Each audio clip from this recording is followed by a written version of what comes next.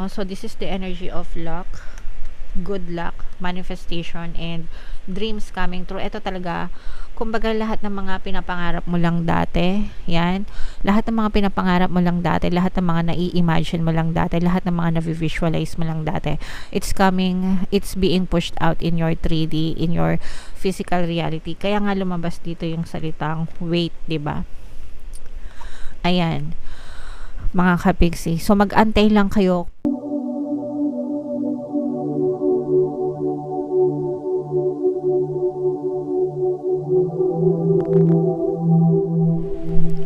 Hello guys, hello Gemini, welcome back to Pinay Pixie Tarot. Ang pamagat ng episode natin for tonight is monthly Taroscope para ngayong February para sa Gemini, Sun, Moon, Rising, Sign, and Venus. General reading lang guys, pwede mag-resonate, pwedeng hindi, combination ng positive and negative energy. Sa dulo ng video guys, magkakaroon tayo ng yes or no pick a card reading. Ito yung deck na gagamitin natin. So, pwede kayong magtanong ng isang tanong, answerable by yes or no, tapos titingnan natin yung sagot ng tarot sa inyo mga kapiksi. So, sa dulo ng video yan guys, kaya make sure na tapusin nyo yung video hanggang sa dulo. So, unahin natin tong deck na to. Tingnan natin yung mga mensahe sa inyo ng inyong mga gabay guys. We have forgiveness. Meron tayong a year from now, and isa pa, wait. Okay, so maganda yung mga mensahe sa inyo. So unahin natin itong dalawang ito mga kapiksi. Matuto tayong magantay lang tayo guys, no, kasi dadating at dadating din yung mga nais nating mangyari sa buhay as long as mag-persist tayo and mag-focus tayo mga kapiksi. So meron tayong timeline, a year from now, ibig sabihin isang taon mula ngayon. Pero ito guys, conditional ito kasi pwede itong mapabilis, pwede ring mas matagal pa. Unang-una, depende yan sa mga blocks nyo. Pangalawa, depende kung gaano kayo ka-focus dun sa mga intentions nyo mga kapiksi. So, ibig sabihin, the more na nagfo-focus kayo, always nyong tatandaan guys na whatever you focus on manifests. Kung ano yung fino-focus ng attention nyo, yun yung nagmamanifest, yun yung nagpo-push out sa reality nyo. Kung pabago-bago kayo ng focus, pabago-bago kayo ng attention, ng intentions, definitely, pwede pang ma-stretch yung timeline. Ibig sabihin, pwedeng mas mapatagal kasi hindi kayo diretsyo, no? Kumbaga parang nagmamaneho lang kayo, di ba? Pag nagmamaneho kayo, kapag walang masyadong balakid, walang masyadong traffic, walang masyadong humps, di ba? Dire-diretso lang, full tank yung kotse nyo, tapos nakaapak kayo sa gas. Yung kasing pag-apak sa gas, yun yung pagiging positibo, no? Pinapabilis nun yung inyong biyahe, yung inyong destination sa inyong patutunguhan. Ngayon, every time na naninega kayo, parang isipin nyo na tinatanggal nyo yung paa nyo doon sa gas. Syempre pwedeng bumagal yung under nyo, di ba? Tapos sometimes may mga balakid pa kayo, may mga humps, may mga dead end, may mga bako-bako. So yun yung mga negative na emotions, negative thoughts nyo, nagsisilbing balakid siya sa inyong manifestation. So kapag ganon, syempre, di ba, mas matagal makarating sa pupuntahan mga kapiksi. But eventually, you will get there. Kailangan nyo lang mag-antay, kailangan nyo lang mag-persist, kailangan nyo lang magtiyaga at magsikap. Mga kapiksi. Okay? Excuse me. Alright? So, yeah. And itong forgiveness, malaki yung role nito para matanggal yung mga negative emotions nyo guys. Kasi yung mga negative emotions, anger, hatred, grudges, resentment, stress, worries, anxieties, yan. Naiipon yan sa puso nyo kapag hindi kayo nagpo-forgive or hindi kayo nagpapatawad. And yung mga negative emotions na yon, isa din yan or nagko-cause din yan ng blockage nyo, balakad sa buhay nyo. That's why it's important to forgive and forget. magkasama yun palagi, guys. You cannot forgive the other person kapag hindi nyo kinalimutan yung ginawa nila. You don't totally forgive them kapag ka ganon, mga kapiksi. And kapag hindi kayo nag-forgive and forget, hindi naman sila yung magsasuffer, kundi kayo. So, do yourself a favor, mga kapiksi. You forgive them, you forget them, and you move on. Guys, not for them but for you, okay? Kasi yung ginawa nila sa inyo, babalikan naman sila ng karma. So it's up to the universe to give them the karma that they deserve, and it's up to the universe to give you the peace and love that you deserve by forgiving those people, okay? So yes to peace, mga kapiksi. Comment down below, guys, if naintindihan nyo yung mga mensahe para sa inyo. So, dito naman, tingnan natin yung mga messages. Ito naman yung mga paparating sa inyo, no? Mga ganap sa inyong buhay. Excuse me. Nahihikab ako, guys. Pasensya na. So, shuffle ko to, guys. Hanapin ko yung energy ng Gemini. Habang sinashuffle ko to, panoorin nyo muna yung video natin regarding sa ating paano mag-manifest ng abundance video course. Kapiksi, sawa ka na ba sa mga struggles at hirap sa buhay mo? Masipag ka ba at masikap sa buhay ngunit hindi ka pa rin umaasenso? Ilang beses ka na bang nag-attempt magnegosyo at mag-invest pero palagi ka pa rin nalulugi? Sa pagkakataon na ito ay maaaring may subconscious beliefs ka na nagiging balakid sa iyong pag-unlad at pagyaman.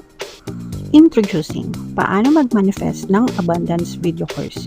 Dito ay matututunan mong ma-overcome ang mga balakid mo para tuluyan ka ng umunlad, umasenso, sumagana, maging matagumpay, successful at maswerte sa iyong kabuhayan, pera, trabaho, negosyo, salapi at kaperahan ng bonggang-bongga.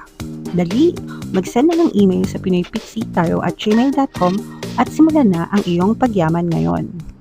Alright, so sabay-sabay tayo sa pagyaman, mga kapiksi. Mag-avail na kayo ng course ngayong 2024, guys, kasi sobrang ganda talaga niyan. And good news, dahil ngayong January, magbibigay tayo ng 1 free pampaswerte subliminal, guys, sa lahat na mag-avail ng course until January 31. December tuloy. So mag-avail na kayo, mga kapiksi. Meron din tayo, guys, email coaching, manifest your desires using the law of attraction. If meron kayo mga specific na gusto nyong i-manifest, pwedeng love and relationship, mga kapiksi, pwedeng money or career, pwede kayo magpabook ng email coaching session with me. Mag-send lang kayo, guys, ng email sa pinoypixitaro@gmail.com.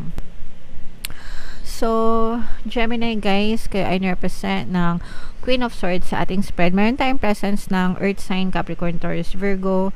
For some of you, maaaring may Earth element kayo sa natal chart. For some of you, you may be dealing with an Earth sign. Pero yung iba sa inyo, guys, feeling ko this is another person that will help you. Meron tutulong sa inyo, mga kapiksi, na kasi yung iba sa inyo, parang you have a lot of limiting beliefs, no? Parang takot kayo. There's a lot of fears. There's a lot of doubt. Yung iba sa inyo, parang feeling ko hindi kayo confident or kulang kayo sa confidence, mga kapiksi.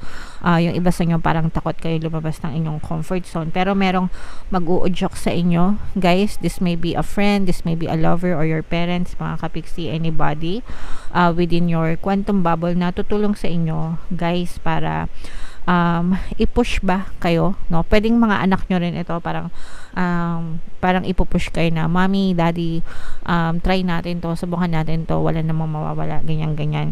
Hindi natin malalaman kung hindi natin susubukan. So parang merong ganun na person na mag-uudyok sa inyo na subukan nyo itong something na to. This may be parang business ito, guys, parang this is more on business, no? Parang meron kayong susubukan na negosyo. And kapag ito'y pinush nyo, mga kapiksi, maaari kayong magtagumpay.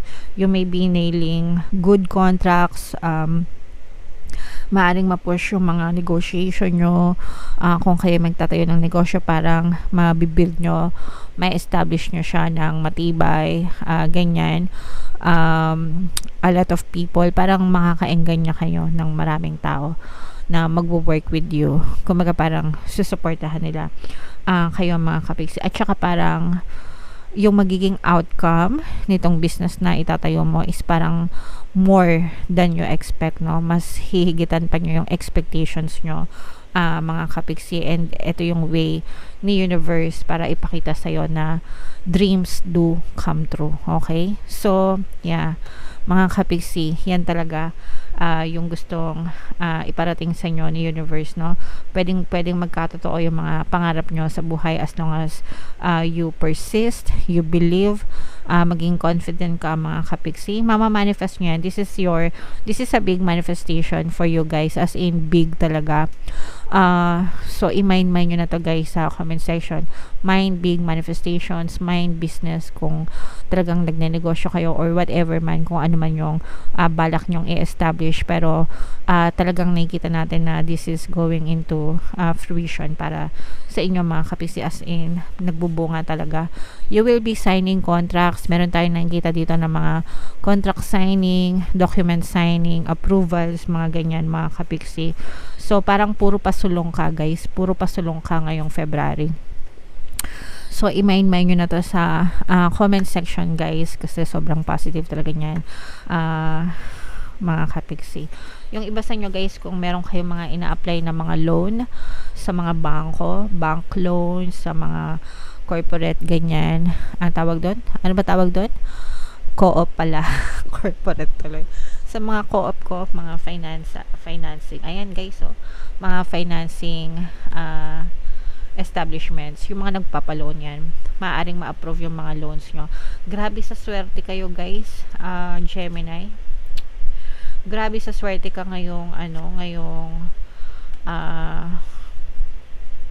February, no? So this is the energy of luck, good luck, manifestation, and dreams coming true. Ito talaga, kumbaga lahat ng mga pinapangarap mo lang dati, yan, lahat ng mga pinapangarap mo lang dati, lahat ng mga nai-imagine mo lang dati, lahat ng mga na-visualize mo lang dati, it's being pushed out in your 3D, in your physical reality. Kaya nga lumabas dito yung salitang wait, diba?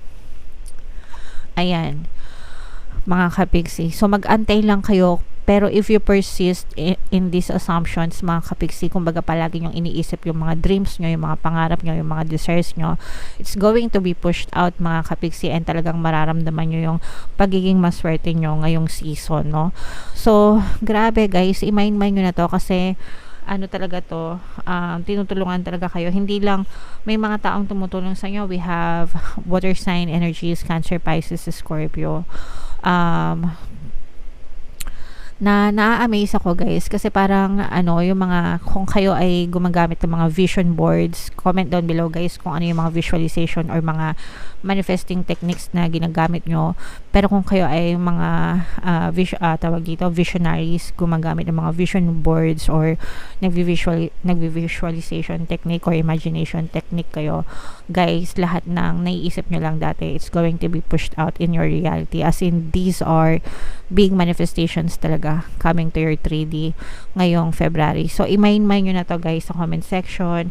Mind swerte, mind good luck, mind good fortune, mind dreams coming true, mind manifestation, big manifestation. Hindi lang siya manifestation guys, pero big manifestation, they are coming to you ngayong February mga kapiksi. Okay, so grabe na-amaze ako sa reading nyo. Comment down below Gemini if feeling nyo naka-resonate kayo dyan, okay? So, ito yung ating yes or no pick a card reading, guys. Shuffle ko to. Habang sinashuffle ko to, itanong nyo sa isip nyo yung isang tanong nyo for February, answerable by yes or no. Tapos, pipili tayo ng isang card para sa sagot. Remind ko lang kayo guys na meron tayong membership program dito sa ating channel. Sa lahat ng gusto mag-join, i-click nyo lang yung join button dito sa video na to, o kaya naman dito sa taas guys, ilalagay natin yung link para maka-join kayo. Once member na kayo guys, magkakaroon kayo ng access sa mga exclusive videos natin regarding manifestation using the power of your subconscious mind and law of attraction. So ito na mga kapiksi, huminga ng malalim. Tapos, itanong nyo sa isip nyo kung ano yung gusto nyong malaman. Isang tanong lang, answerable by yes or no. Tapos, pili kayo ng isang card mga kapiksi. So, kung card 1 ang napili nyo, ang sagot sa tanong nyo ay yes. Kung card 2 naman ang napili nyo, ang sagot sa tanong nyo ay no. And kung card 3 naman ang napili nyo, ang sagot sa tanong nyo ay yes mga kapiksi. Alright? So, comment down below, Gemini, if feeling nyo naka-resonate kayo. Guys, pakinggan nyo itong mga pampaswerte subliminals nyo, no? Natin para maging maswerte kayo. And ito naman yung ating success stories ng paano mag-manifest ng abundance video course. Click here to subscribe, guys, and click here to join our membership program. Thank you for liking, sharing, and subscribing, and see you again next time. I love you all. Have a nice day. Bye-bye.